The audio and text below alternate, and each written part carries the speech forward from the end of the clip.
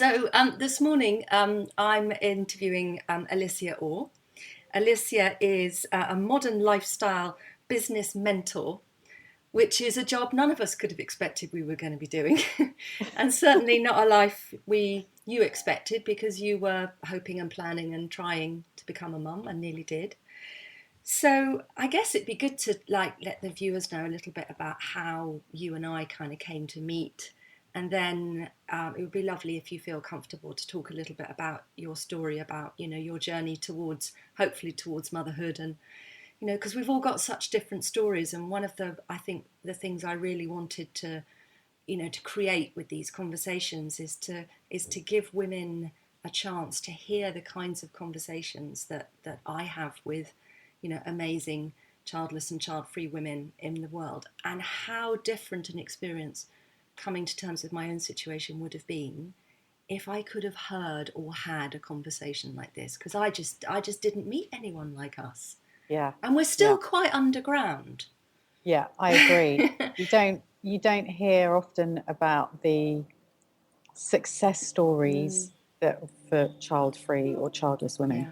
It's often that the success stories are the ones that end up with having a child or several children. Oh, the endless miracle baby stories. Yes, Yes. exactly. They are quite oppressive, actually. Yeah. I Yeah. mean, although when I was in my kind of trying to conceive part of my life, which was quite long, it was 15 years, and Wow. to be honest, the last 5 years of it was fantasy, but I was still living it. Yeah. um, I found those stories at first, really talismanic and really helpful, and it was just like, that they were really important in helping keeping me going. And now I find them oppressive. Yeah. Yeah. Absolutely. I completely agree. Yeah, I'm the same. yeah. Yeah. So you and I met, I think, probably about 4.5 years ago at Yeah. an event for entrepreneurs. That's And right. yeah, I think it was a It's women Women Unlimited. event at the British Library. And Yeah. you were, I was actually still coming out of my grief, and didn't, hadn't got my confidence back, was kind of, knew wanted to kind of move forward with my ideas, but I was really right, right at the beginning. And I felt so wiped out by what had happened to me in life, sort of, losing my marriage, infertility, my home, trying to start again, disastrous post-divorce relationships that I hoped would become the ones that I tried IVF in and had to give up on, and then just like, oh my Lord, I'm in my 40s, and it just felt like my adult life had just was a wreck. Yeah. And you were so warm and friendly to me, and you really validated my idea that the way of being a woman entrepreneur was to be really friendly and really helpful. That it wasn't necessarily always about kind of competition and stuff. Yeah. So you were Yeah. you inspired me a lot just by being you that day. Oh, thank you. That's really nice to hear. And I Yeah. completely, yeah, that is the way of the new modern entrepreneurial, the new way of business is absolutely to be generous and helpful and friendly, and particularly, and it's bringing that feminine energy to it. Back then, I can't remember, I think it might have been a bit longer than 4 years, because I'm just trying to figure it out Yeah. age-wise. But, It gets harder and harder to do yeah, that. It's just exactly. Yeah, but I remember that day as well, and meeting you and being completely inspired by you. But I remember as well that it was, looking back, it was the very, very early days of what you were still trying to figure out what it is, what yeah, your message was, and what you were yeah, trying to achieve, and how you wanted to show up in that way. yeah. And to think, I mean, I'm just blown away by how much looking back over that period, how much you've achieved, how much help you're giving to people, and how clear your message is now and what you're doing. It's just amazing. Thank you. But yeah, it's definitely collaboration, not competition. This is something that I learned very early on in my when I first started my self-employed journey. Well, we'll get to your self-employed journey in a minute, but Yeah. I just wondered, maybe, I mean, as much as you feel comfortable sharing, because this is very private stuff, could you tell us a little bit about, your journey towards becoming a mum, and how that didn't work out, and what that was like for you? Sure. Well, my life then, so it was probably, I would say, well, it was 8 or 10 years ago now. And my life back then was very different to what it is now, that's for sure. I just got married, and bought a big house in the London suburbs. And so the next step, obvious step, was to have children. And I desperately wanted to have kids and to give my husband a child and his family, could continue with that. And I was employed as well, and I'd been employed for many years. So yeah, I was mid-30s, and we, over a series of about 4 or 5 years during that time, I was able to get pregnant easily, but I wasn't able to carry, so I had several miscarriages over a period of about 4 or 5 years. So it was really, as you can imagine, and I'm sure all of your gateway women will know as well, we've all got different stories, but we all know that pain and that suffering and how difficult it is. That heartbreak. Yeah. And sense of, you have no control over what's going on, really.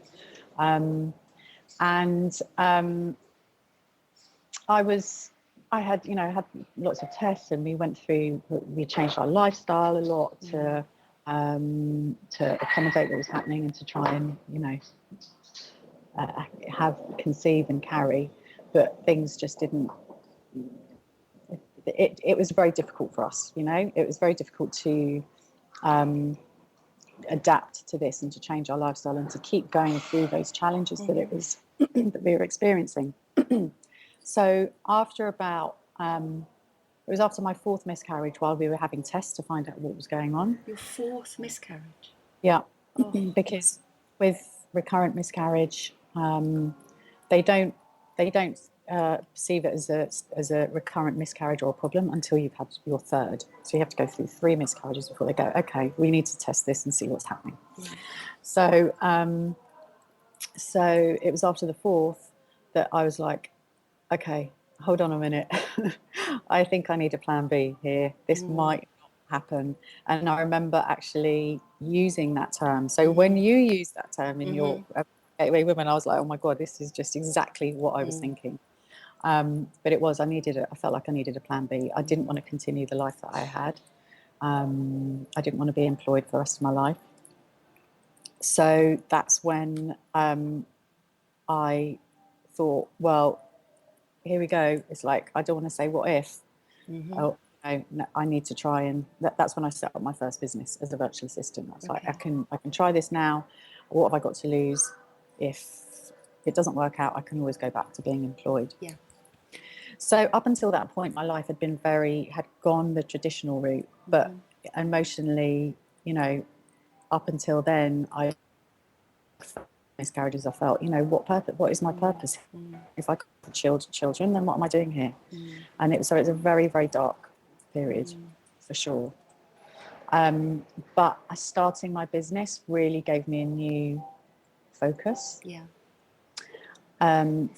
Interestingly enough, thinking about it now, and I was talking to someone about this recently, that while I was in that traditional space of being employed, seeing the traditional route was in people's personal lives, including mine, and among all of my friends, you have a job, you meet someone, you get married, you get pregnant, you go on maternity leave, you come back to work, you get pregnant again, you go on maternity leave, and it's that kind of cycle and that path. And also you're seeing it all around you all the time as well, aren't you? Yeah, exactly. So every time, it seems like everybody all around me all the time, much younger people than me at where I was employed, I was seeing them take that journey that I so desperately wanted. And there I was like, I've been trying for 4 years and this is what's going on. And it was just like constantly being, I was constantly being exposed to that. But once I set up the business and started and making connections and being around other women who were running their own business, this is when I really started to meet women who were having children wasn't necessarily a priority for them. So it was a very, very different landscape, if you like. Yeah, I feel because I've always worked in sort of either in small entrepreneurial businesses of my own or with a partner, you know, I sort of left the world of sort of normal jobs, kind of by the time I was 30. So, which was actually round about the time I started trying to conceive at 29 with my then husband. But it wasn't really until I started Gateway Women and I started hearing the stories of women in a kind of traditional, often female-dominated office corporate environment, and all the stories of baby showers and babies being brought into work for kind of visits and endless collections for this, that and other. And as you say, watching one person after another go on maternity leave while you're either trying to get pregnant or trying to keep a pregnancy or, you know, hoping to meet the guy that you're going to have, you know, it is so painful to kind of have this in your face all the time. And that's one aspect I didn't experience. You know, we all get our own sort of bespoke version of the pain. I didn't get that bit in my package, but it's tough. Yeah, it is. It is. But yeah, as I said, it changed. And actually, when the first few years of my entrepreneurial journey, being exposed to another way of thinking, where, you know, my friends were like, well, I don't think that I want children, and you know, that, and it really had me questioning what I want from life. And for a long time, for quite a few years, I straddled that fence, because you know, we could have still tried to, you know, we wanted to take a break from it for a little while, but we could have still tried. I was still young enough to be able to conceive, and it was still, you know, possible. So what sort of changed, or what brought that, when you landed on one side of the fence or the other, so to speak? How was that? Well, actually, when I did actually come to a decision and finally made peace with the fact that I didn't want to go through that again. I didn't want to go through that pain and you know, the understanding that there are no guarantees of having children. You know, you live in a bit of not a fantasy, but you have daydreams that how they'll turn out and how your life will be when you're older, and big family dinners and lunches and stuff with all the kids around. But you know, there's no guarantees about that, and who will look after you when you're older. Our imagination is definitely like Facebook. It's just so great, isn't it? Everything's going to be lovely. Exactly. So, but yeah, I came to peace with that. That actually, I didn't want to go down that route, and I didn't want to try again. I didn't want to have children. Yeah, and I think that moment is a really important one, because I think also for women who've gone through fertility treatments that haven't worked, I think there's often a point which is it's not so much, okay, I don't want children. It's also like, I can't go through this again. We can't go through this again. I think that, you know, it's so traumatic, the experience. And you know, when people talk about, oh, I had a miscarriage, it's like it's so huge. It's like, not just you lost the pregnancy, but your baby died, and all of the dreams that were wrapped up. It's so, I think it's still something that is not given the due, as for how traumatic an emotional experience it is for the couple, and you know, and perhaps particularly for the woman. But you know, maybe we misunderstand how hard it is for them. Yeah, and it's really isolating, actually, and that's why the work that you do at Gateway Women is so important. Just to have, you know, to understand that there are other people out there, and there, you know, that have gone through or are going through what you have. So how many years ago was it now that you kind of came to that realization? It was about 3 years ago. So I turned 40. That's an important moment, isn't it?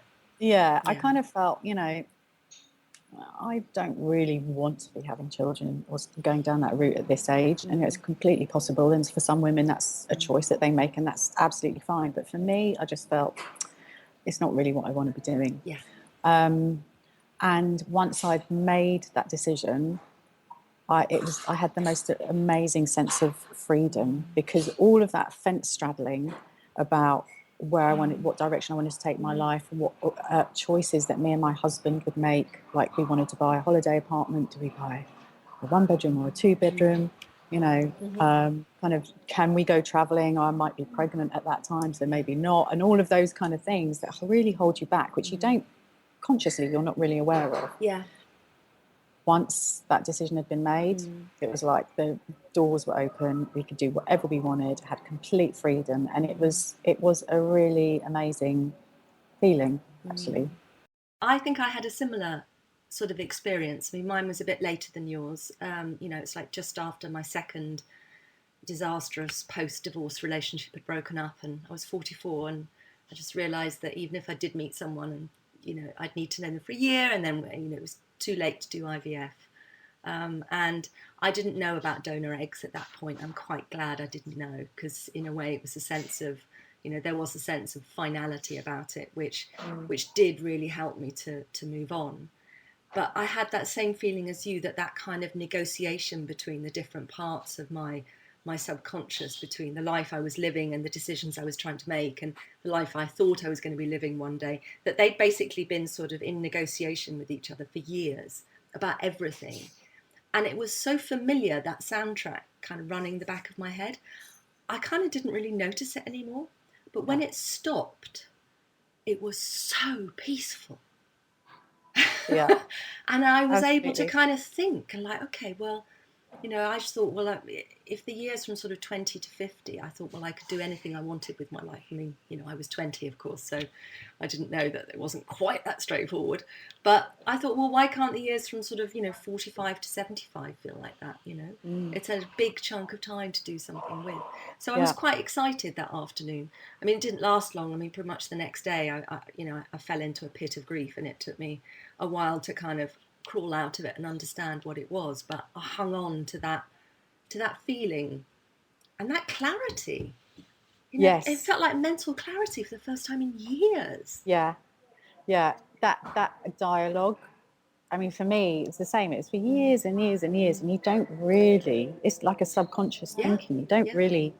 You're not really aware of it so much, but you are the moment that you get that peace and you make that decision. That's like you say, it's just quiet, and suddenly. And I didn't feel the grief, like I didn't experience that the way that you had, but I can understand why that would be, because there were so many other factors in your life that were going on that you know that would impact that. But I think maybe my grieving process had been there throughout, while I was sitting on the fence and thinking, shall we try again, shall we not? I would imagine that each miscarriage also there was a lot of grief around each of those. Yeah, really hard. Yeah, because I went from being kind of pretty well much completely in denial to kind of waking up. So it was a really big shock, you know, whereas you'd had a different journey, and you'd had 4 pregnancies. Yeah. You know? Yeah. So before we move on to the next part of our interview, I mean, because I know you personally, it's something we haven't mentioned in the interview yet. You mentioned your husband, but I think that you, like me, your plan B is one that you're doing without him. The relationship, you know, hasn't, I don't know, survived sounds a bit melodramatic, but do you know what I mean? And I think it's helpful for people listening to this to understand a bit about that, because it's a tough transition for everyone in our life. Yeah, absolutely. Well, I think once I had this kind of breakthrough, then, as I said, it suddenly opened up the world for me. I could do whatever I wanted. Yeah. And the business that I created also gave me a lot of freedom as well. Because I'd created it so that I could take it wherever I wanted. I wanted to be location independent. Yeah. Excuse me. I wanted to be location independent. Yeah. So it was just running it from my laptop, basically. But because I didn't really have any other focus, I think. Maybe part of hiding from the grief, or I don't, you know, or refocusing from wanting to have a family to creating this business.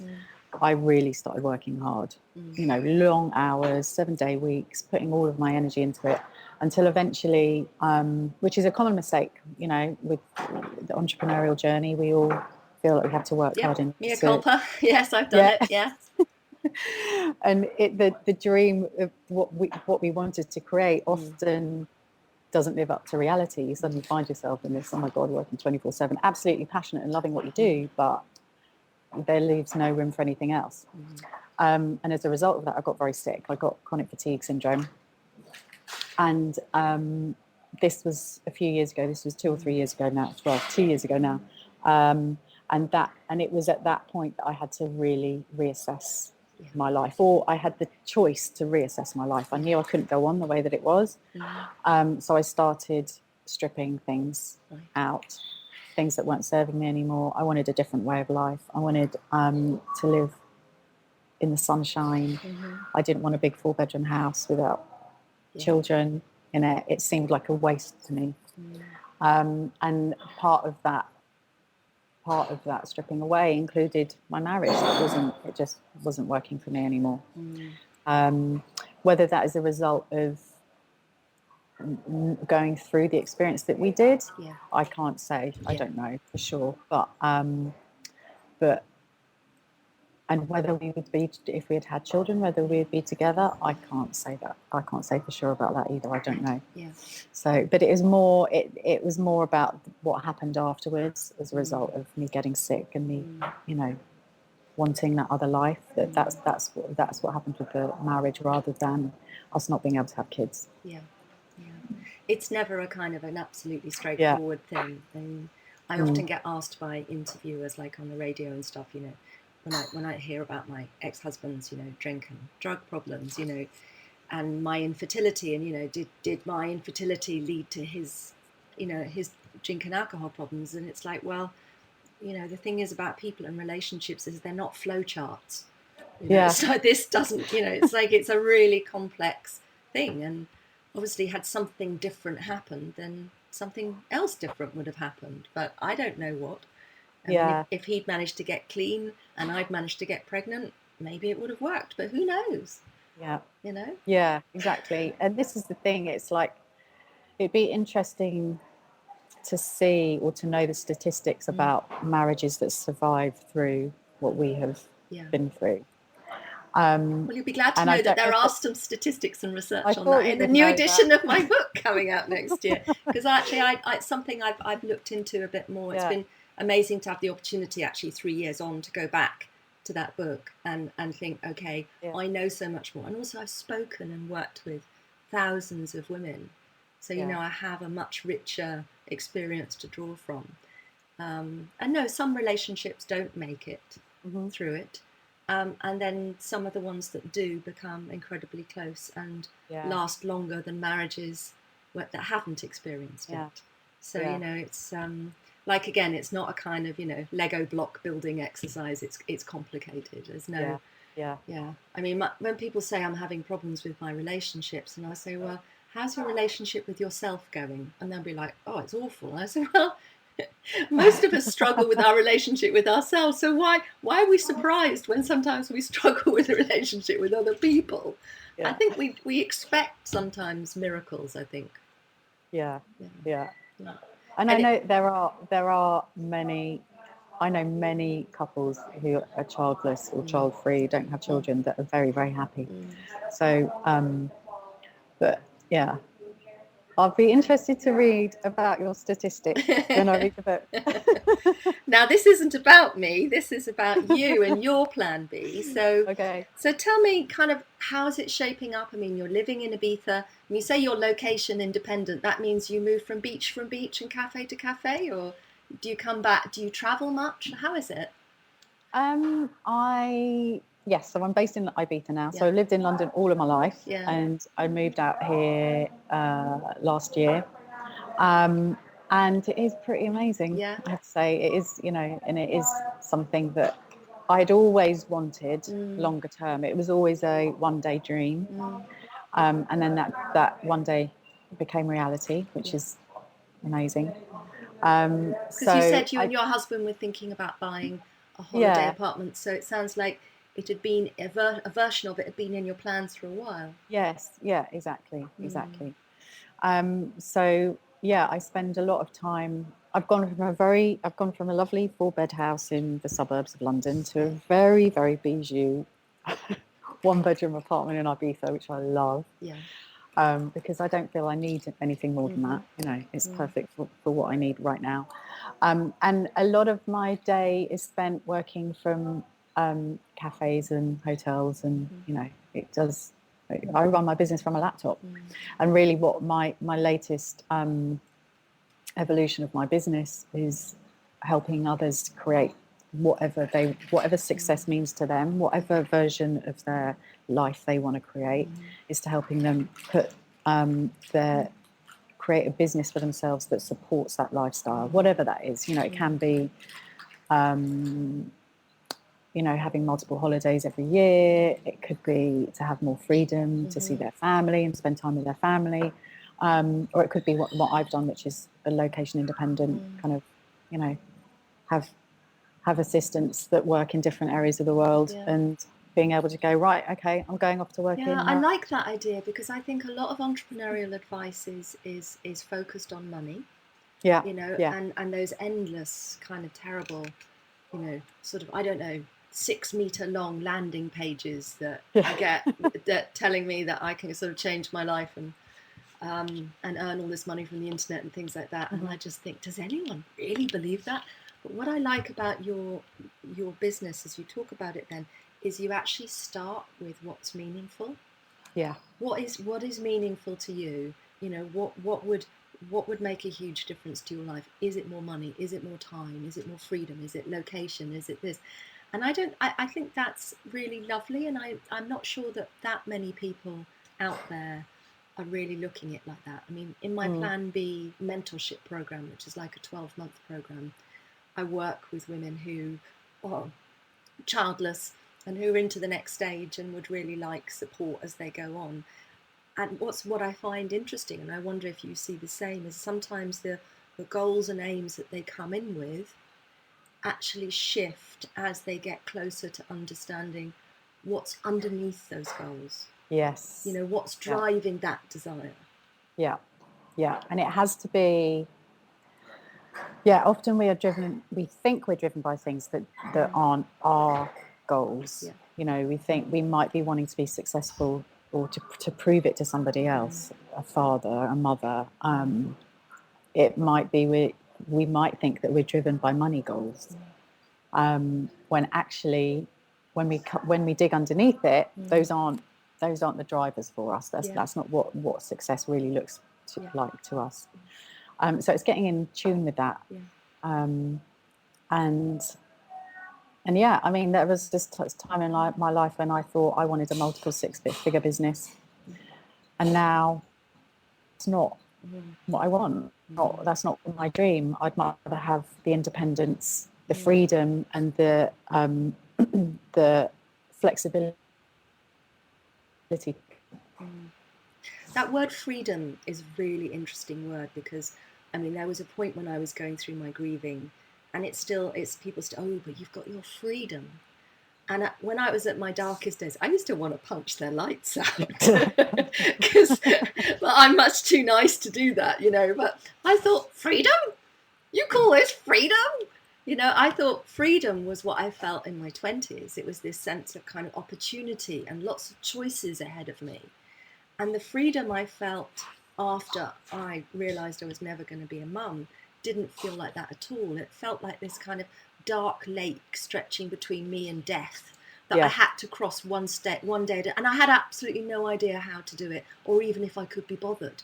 And I thought, if this is freedom, why don't you have it and see how good it makes you feel? But it was like that was grief. I just didn't know it. And having come through that part of it, now I really love my freedom, but I have a different relationship with it.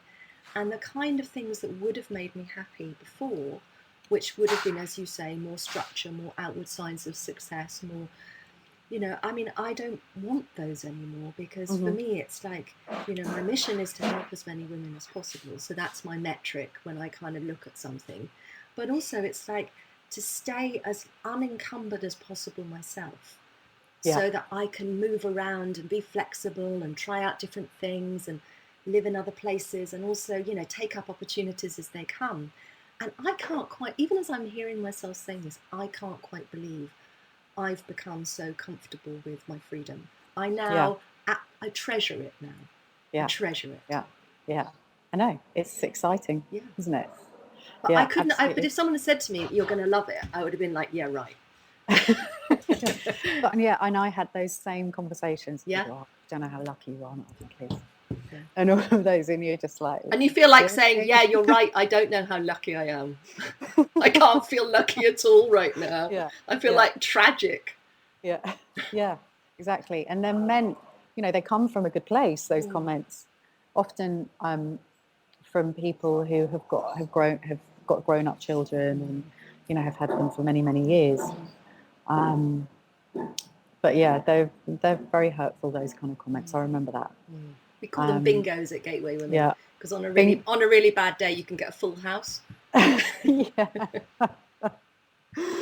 But I mean, I look at my experience now, and I know that, and I think that you will probably, I don't know, you might agree with me or not, I don't know, but I think it may be quite controversial, or people might find it very difficult to understand and believe, but I actually feel blessed with what I have experienced in the journey and the process that I've gone through, even the darkest, most depressing times of it and most heartbreaking times, because and I just see that where I felt that at one stage I didn't have a purpose because I couldn't have kids. Now I can see that I have more freedom, and I'm able to make my impact in the world in a different way. And if that's helping other women or other people to discover this feeling that I have, and create their amazing life and success for themselves, then that's the best thing that I could wish for. I can resonate with that. And I wouldn't imagine that I could have done so a few years ago. But I know that what I've been through has, in some way, burnt away a lot of unessential stuff, both in my character and in my life. And there's a sense also that I'm a much bigger risk taker now, and I'm much more comfortable with things that would have bothered me in the past, because it's like, I've been to hell and back. Yeah. Bring it on. Do you know what I mean? When you've survived a chronic illness, as I've had a couple, and you have childlessness, divorce, all of these things, you're just like, I get it, life. I get it. And I do think that people who've been to the dark side and have come back share something, which is often a desire to give back and to help others who are on that journey or facing that journey. But also, we have a lightness. There's something about really, really facing your own shit. Yeah. That makes you quite a sort of happy person. Yeah. I mean, there's a great woman who lives in Ibiza I want to introduce you to, and she once told me she had a slogan and she wanted it on a t-shirt, and it said, "I survived my own bullshit." And I love that. And she's one of us, she's a gateway woman. But I'm gonna bring the conversation back down to I don't know, back down to earth. I don't feel I quite live there at the moment. I feel so blessed by my life. I mean, it's hard work, but it's hard work that I love. Yeah, exactly. Yeah. I mean, I was in my corner shop just the other day, sort of buying something, and I chatting to the guy, and he said, "What have you been doing today?" And I said, "I've been working on the editor's edits of my edits before it goes to the copy editor of my book." And he said, "But it's it's Sunday." And I said, "Yeah, but I'm self-employed." I said, "You know what that means?" I said, "It means you get to work all the time." And then I said to him, "But I absolutely love my work." And I said, "And I think that is an enormous privilege." Yeah. And he looked at me, and I'm not convinced he felt the same about his. No. And he went, "Yeah, I can't complain." Although, whilst I'm doing my psychotherapy training and running Gateway Women, the time crunch is quite hard, but that's nearly done. So, I mean, I read somewhere that you work 30 hours a week. That's right. Yeah. Yep. So last week it was a big week in my business. Yeah. I've launched my new branding, new positioning, brand new website. Which is brand gorgeous. New name. Absolutely gorgeous. Thank you. Brand new name as well, just to, make it twice as complicated as everything else. Yeah. But I managed to still do that within a 30-hour week. Well, that's amazing. As well as doing everything else in my business that had to be done. I met with my accountant, I did my client work, I kept up with all my emails and my prospecting and follow-ups and all of that kind of thing. Total respect.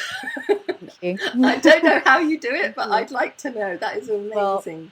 Well, when you just said, oh yeah, I'm working on my book on a Sunday, and you had that conversation in your local shop, the alarm bells are going. Like, I need to talk to Jody about that. No, it's a big issue in my work, and I think if I was just running Gateway Women, it would be different. But my psychotherapy training, they said it was part-time 5 years ago. Part-time. It's about 30 hours a week. Wow. Okay. Yeah. Of course. And there are things that, like you say, working for yourself is absolutely amazing. And when you're passionate about it, it's very difficult to put down the pen or close the laptop or whatever. Yeah. But, how have you learnt to do that? It started with the chronic fatigue. Yeah. When I couldn't be out of bed for more than 2 hours a day, that's when you really start to prioritize and see and decipher between what's really important and what needs to happen straight away and what can wait. Yeah. Because there was a lot of waiting. There's a lot of pushing things aside, a lot of learning to say no to opportunities that came up. It was just, you just didn't have the energy for it at all. But as well as that, I think you probably know that I'm quite organised as a person. You out-organise me, and I'm the most organised person most people have ever met. And you make me look like a complete sort of useless, ditzy kind of person. It's quite astonishing, yeah. Well, a lot of that is it's having the processes and the structures in place in the business that mean that give me my time back. Yeah. Actually, a lot of the processes and structures I use within Gateway Women, not so much, maybe not the structures, but the kind of the processes, the various free programs and ideas that you've shared on your blog every week for the last few years. I use a lot of them. I mean, one of the things I love about your advice is that I always know that it's been tried and tested. So I can sort of implement it immediately. And you're like me, I don't recommend something unless it's good. No, exactly. Yeah. I get lots of requests from companies and software companies. Can you talk about this on your blog? And I'm like, no, I need to work with it first. I'm not going to endorse it without that. Yeah. And it has to work. It absolutely has to work. So let's say you were taking me on as a client for your new business, Alicia Orre. I mean, run me through how you work, like with a new client. Okay. Would I be the kind of person that you'd work with? Yeah, absolutely. Yeah. Absolutely. Okay. Yeah. So I work with. I work with solopreneurs. Okay. Or, one-man businesses with the self-employed and one-woman businesses. One-woman businesses. They're often driven by passion or service-oriented businesses. Okay. But we start with figuring out what it is you want to achieve, what success looks like for you, and then reverse engineer that so that we can put the systems and the structures and everything in place in your business to help you achieve that and to make sure that you've got the best chance of achieving that. Some of my clients do achieve it within, I usually work with them for 6 months. Some of them do achieve it within that space, but normally the work that we do has a much longer shelf life. Yeah. So that it's you put the foundation in, you put the work in, and then it reaps rewards and keeps on reaping rewards way into the future. And I really work. I become a partner in the business. Really, I'm absolutely there to give you a bit of a kick up the bum when you need it, or to kiss, nudge you along, depending on what's needed at the time. And really, my objective is to keep you on track and to keep you moving towards the goals that you set. It's and to interesting make because sure what that I'm happens. hearing, I don't know if you can hear it, it's actually a very maternal role. You're actually guiding something from inception, you know, helping it understand what it wants to be when it grows up. And being there alongside it along the journey, as you say, kick up the arse, bit of a cuddle, you know, and help it to stay on track. It's really interesting how it's, you know, it's the same journey, because I mean, creating a business is a very, very creative act that uses all of us. Yeah, I hadn't ever thought of it that way, but I like it. Yeah, I like it. It totally makes sense. Yeah. because I think those of us who don't have children and who wanted children, and maybe even those women who've chosen not to have children, you know, have mothers' hearts. Yeah. You know, and sometimes the women who've chosen not to have children have chosen not to for very maternal reasons. Yeah. And I mean, it's often you know, the actual narrative of the child-free life is very different from, you know, when you actually meet people. The stuff you hear about child-free, you know, women is media tosh. Like they're all on holiday and they all hate kids. I don't know any of those. I don't know any like that. It's like all childless women are sad and will never get over it and will be destroyed for the rest of their lives. And or will have 5 babies in their 70s, you know. Oh, cats. Yeah, I have a cat, actually. I do have a cat. Me too. You do as well? Yeah. My cat goes to a therapy group for, you know, for cats who live with single childless women. And they all get together in a circle and just talk about how oppressive the media narratives are about them. The thing is, I've always had cats. You know, at which point did I become the crazy cat lady? You know, I know. It's crazy, isn't it? If I was a mum and had a cat, I wouldn't be a crazy cat lady. It's more about being single and childless than it is about anything else. It's just a backdoor, slightly jokey way to be offensive to us and say you're different and weird. Yeah. Well, don't get me started on that one. I like being different and weird. Yeah, when you get comfortable with it, it's quite nice, actually. I think I was always a bit different and weird. And for me, I think what part of my driving goal towards motherhood when I was married was, I think in some unconscious way, it was my last ditch attempt to join the normal gang. Although I probably would have been, you know, obviously an unusual mother as well. Although whatever that means, I'm sure each of us is an unusual mother because we're each a different mother. But anyway, I want to ask, so I love the idea of that journey with you, that journey with my business. But what about your business? I mean, you've got the new website, aliciaorre.com, and all of the details will be on the blog accompanying this video. But if you're listening to this on a podcast, it's Alicia, ALICIA, or ORRE.com. So what's next for you? I mean, this is a really big rebrand. What are you hoping the next 4 years are going to shape up for? Well, I'm going to, now that my life is settled, so I've moved from London, I did that big, it was like a huge, you know, life challenges, really. Dealing with the chronic fatigue, getting divorced, which is like, it totally, surprised me really, how challenging that is. It's a hideous experience, isn't it? Yeah.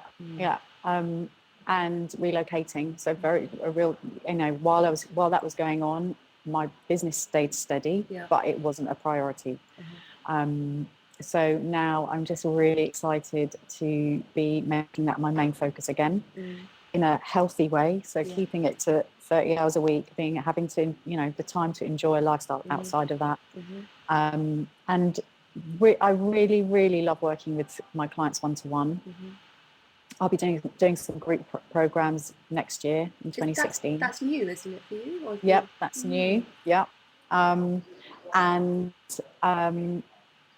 that's where I'll be. That's the focus for now. That's and will you be working with men, or is the focus moving towards working with women? Do you have a feeling for that?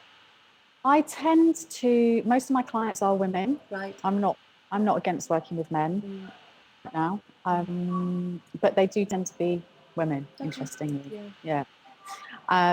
So yeah, that's where I am right now. I think within the next, when we look at 3-4 years, I'd love to be holding retreats here in Ibiza and bringing business owners over here to experience the different approach to business building, because Oh, that's I what like I'm that. about. It's I like that. I yeah. can feel my diary twitching. Because that's really what I'm about. It's Yeah. about, you know, helping people see that there is an alternative, and putting you first in the business. So there'll be some of that. I'll be speaking. I'll be doing workshops and speaking at events and that kind of thing as well, for sure. But yeah, the main focus right now is the one-to-one and the mastermind groups that I'll be doing next year. Yeah. Well, I'm really excited for you. I mean, there's a question which we talked about, but it's like, it almost feels like you've answered it. But it's, you know, what do you find the most challenging aspect of being a no-mo, which is my word for, you know, a woman who's not a mother, and what's currently the most liberating? But you don't anything challenging about it still? I don't think of myself actually in those terms. Okay. But I guess if I was to think of anything, I think the most challenging for me, okay, which I'm completely happy with my life and the way that it's turned out. You know, as I said earlier, I feel blessed about my journey. But what I find difficult is seeing women who are stuck where I was once upon a time, and seeing them struggle through that, and thinking that maybe there are some of them who won't get to experience what we come out the other side of it, you know, and that's what I find difficult. But you know, if I can do anything to change that, and like with the work that you're doing, as I say, then you know, that's a big driver for me. Well, you have done something to change it by being so open and honest on this interview today, because the more of our stories and the kind of nuances of our stories we can put out into the world, and women can, you know, find aspects of my story and your story that resonates with them, or maybe be a little bit inspired. You know, we can, you know, I do believe that change happens one story, one conversation at a time. We don't know what the impact will be on other women of them watching or listening to this conversation, but it will have an impact, and it could be that little seed of hope, a new kind of hope, that could lead to a really different life for someone. So I just wanted to say thank you so much for kind of agreeing to do this interview, and just being your lovely, warm, open, generous self. It's been an absolute delight. So I've been speaking today with Alicia Orre. Alicia runs a business out of Ibiza in Spain. She's a modern lifestyle business mentor. You can find her website at www.aliciaorre.com, and that's ALICIAORRE.com. It's been just such a pleasure, and I could carry on talking all day. And your new website looks amazing. Your lifestyles looks quite envious, I have to say, as I face an autumn in London. So thank you so very much for talking with us today. Thank you, Jody. It was a real pleasure, and thanks so much for asking me. And it's great to speak with you as always. And likewise, I could speak with you all day as well. Well, we better stop there then. Yeah. Thanks a lot, Alicia. Thank you.